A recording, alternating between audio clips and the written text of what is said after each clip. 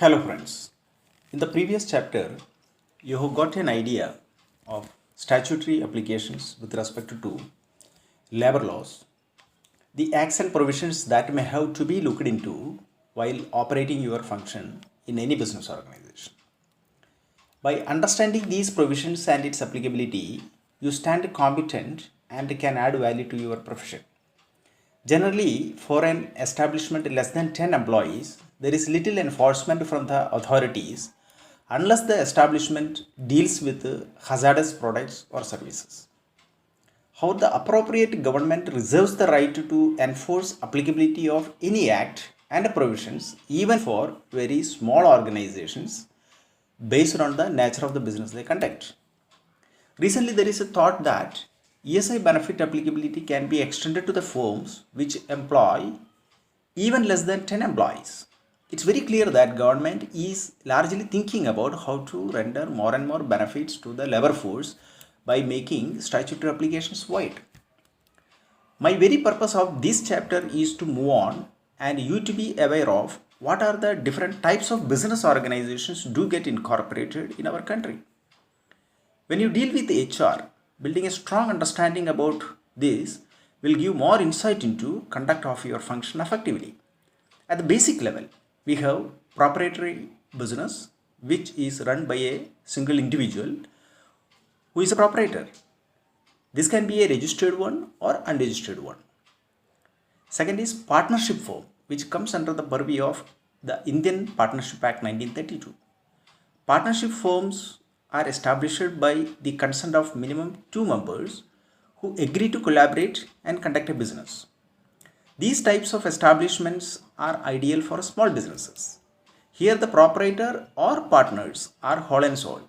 He takes decisions on engaging employees, disposing, providing benefit to the employees, etc.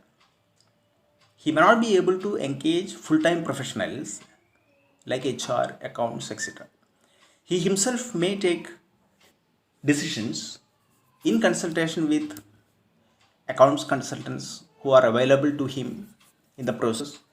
Certainly his reach to an HR professional for advice would be limited.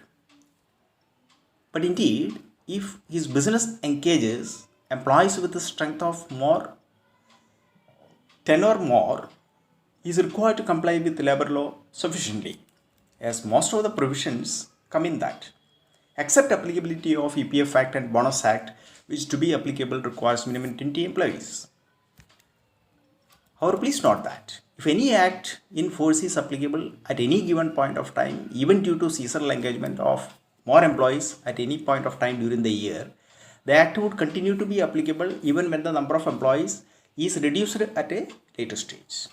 With this, one can understand the importance of HR function, the need to consult, maintain records for inspections, implement the provisions appropriately.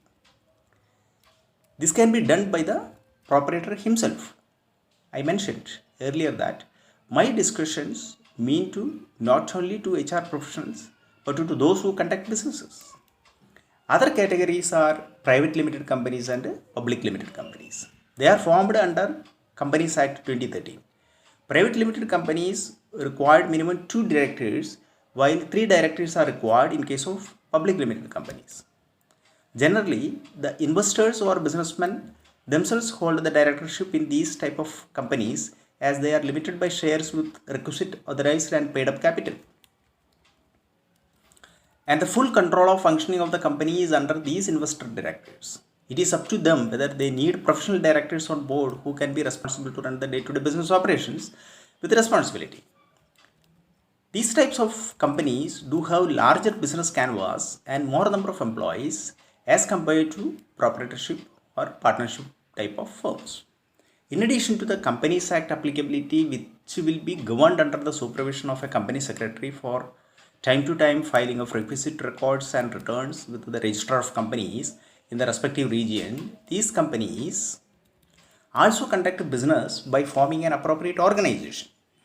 What is an organization? Organization is a framework that a set of people working together to achieve an objective.